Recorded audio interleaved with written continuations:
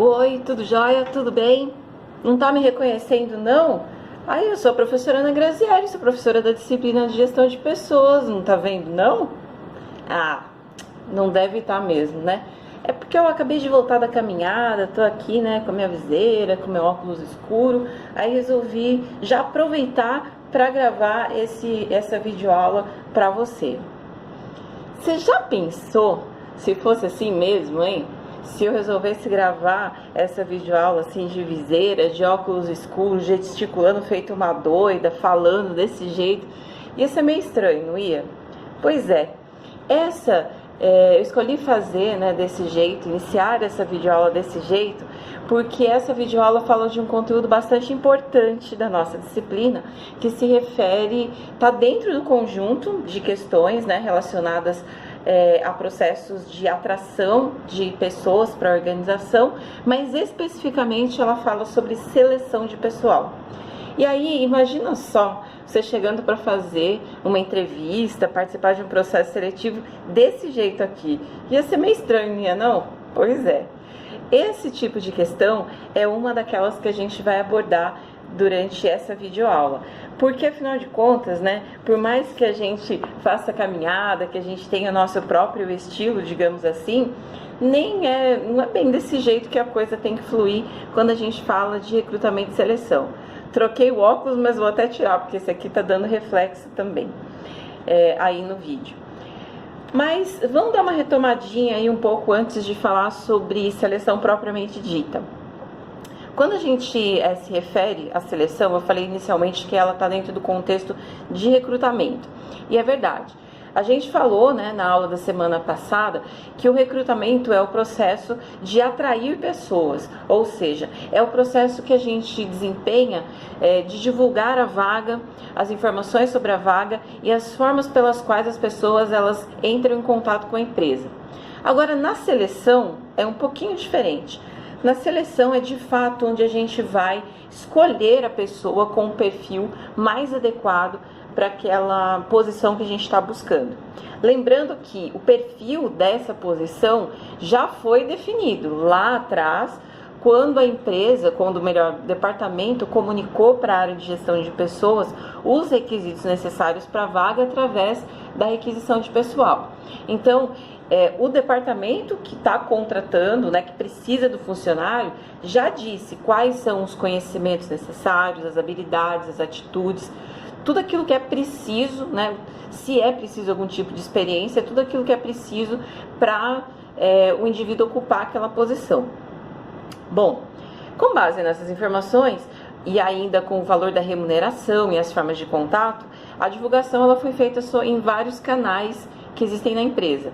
Então foi feita através de e-mail, de redes sociais, do site da empresa, ou ainda utilizando uma agência de empregos, como algumas costumam fazer ainda hoje.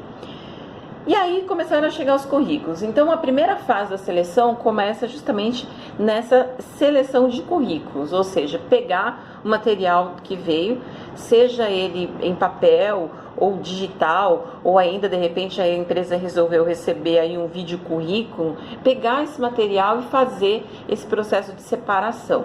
Por que é necessário fazer isso? Apesar de a gente fazer um amplo processo de divulgação e por mais que também seja muito bem comunicado tudo isso, né, os requisitos, a vaga, a remuneração, principalmente em situações como a gente está vivendo hoje aqui no país, em que o emprego está complicado, né, muita gente vê ali um e-mail de contato, vê um telefone e já, mesmo que não tenha as capacitações requeridas para a vaga, ou não tenha experiência, ou não tenha os conhecimentos, ou nunca pensou, nunca teve interesse em trabalhar naquela vaga, esse indivíduo vai e, vou aproveitar, vou mandar meu currículo, que vai aqui, né? E aí nessa que vai aqui, vem um monte de coisa aí para a área de recursos humanos ou para a área de gestão de pessoas, que para aquela vaga especificamente pode não ter, digamos assim, o perfil necessário, né? Então a primeira coisa que o selecionador faz é olhar para os currículos e ver aquilo que realmente se encaixa no perfil da vaga. E o que é que a gente faz com o currículo que não se encaixa? Ah, muita gente pensou, você deve ter pensado aí, o pessoal vai dar um fim, né? Olha, eu acho que vai de empresa para empresa, só que particularmente eu penso que as empresas que fazem isso, que pegam os currículos que não estão adequados ao perfil e descartam, elas estão perdendo uma ótima oportunidade de gerar material para o seu banco de currículos e de repente quando ela abrir uma vaga, uma outra vaga com uma outra posição, ela nem precisa ficar divulgando, né? Ela já vai lá e resgata o material que já foi enviado alguma vez. Então, eu penso que chegou o currículo, se não está dentro do perfil da vaga, guarda mesmo assim, porque aí em algum outro momento a gente vai acabar usando. Feita essa primeira etapa, que é a seleção dos currículos, é importante que a gente comece a pensar quais são as formas de seleção que a gente vai adotar. E existem várias formas, existem vários métodos. E vai depender muito da competência, né? Não que seja assim, incompetente ou incompetente, não é isso. Mas da habilidade mesmo que o selecionador possui para desempenhar alguns métodos. Tem algumas coisas que são muito específicas e a gente não consegue nem fazer acontecer com a formação de administrador, por exemplo. Se não dá para um administrador aplicar teste psicológico, vamos combinar. Isso é uma atribuição, inclusive, legal dos psicólogos. Também não dá para um administrador fazer exames que comprovem a saúde do empregado. Isso é uma atribuição do médico do trabalho. Mas outras coisas a gente pode conseguir realizar. A gente pode fazer um processo de entrevista por competência, a gente pode aplicar um teste teórico, né, de conhecimentos para esse indivíduo, né, desde que ele seja elaborado por alguém da área técnica que tem essas competências para elaboração.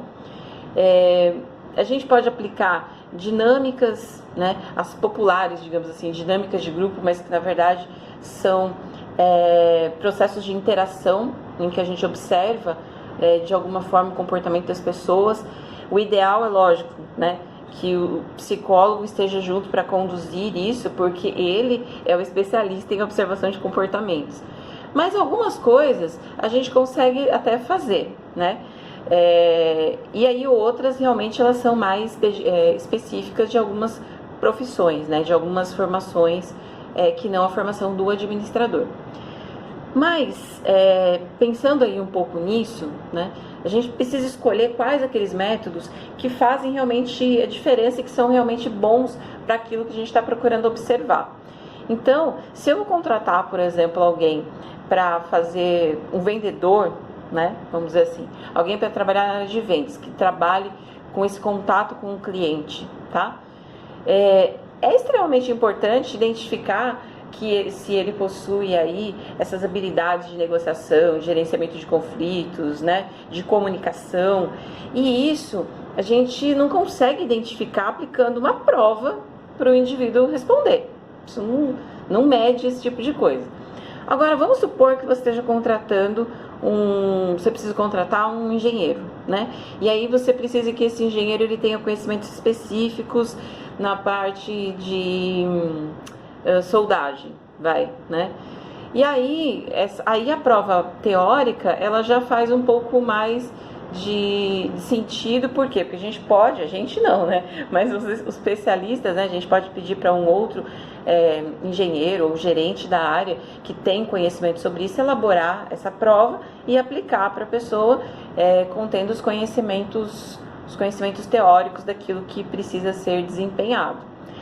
Agora veja só, a gente está falando de um engenheiro, né, no cargo engenheiro, que você vai estar contratando geralmente por uma função de supervisão, de acompanhamento. Agora, se você for contratar um soldador, aí a habilidade requerida é diferente, porque a gente está falando de uma habilidade que é mais operacional. Então, não adianta o cara saber só na teoria. Aliás, nenhuma profissão adianta a gente saber só na teoria. Mas tem algumas profissões que a questão ali da prática é muito mais recorrente ou mais requerida. Eu acho que é a palavra correta. Então, nesses casos, fazer uma prova prática faz muito sentido. Eu vou contratar, por exemplo, um programador, né, para minha empresa. Programador tem que tem que estar ali, tem que saber fazer o negócio, né? E na prática mesmo. Então, muitas vezes o aluno, o candidato, ele se formou num curso, por exemplo, de análise de sistemas, ele tem lá o diploma, mas ele não se especializou nessa área de programação, ele está fazendo uma outra coisa, né? E aí, como que a gente vê isso? Só olhando para o diploma? Não, a gente precisa fazer algum tipo de teste prático. Lógico que nós não temos competência, muitas vezes, administradores, né? A gente não tem competência para avaliar questões específicas de outras áreas do conhecimento. Mas se a gente estiver recrutando, por exemplo, um analista de gestão de pessoas, né? Para atuar na área de gestão de pessoas, de RH de uma empresa, aí a gente pode opinar, viu? E a gente tem condições de fazer testes práticos, tem condições de fazer testes teóricos, né? Então eu acho que cabe muito essa questão assim da adequação da forma àquilo que se pretende com o processo seletivo, tá bom? Vamos fazer mais uma videoaula sobre isso, por quê? Porque eu quero complementar com outro assunto que é específico sobre as entrevistas, mas especificamente sobre entrevista por competência, tá bom? E também o processo de finalização da seleção, que eu acho que é importante a gente discutir, beleza? Então, por hora, fica aí com o meu abraço para você e bons estudos, tá? Tchau, tchau!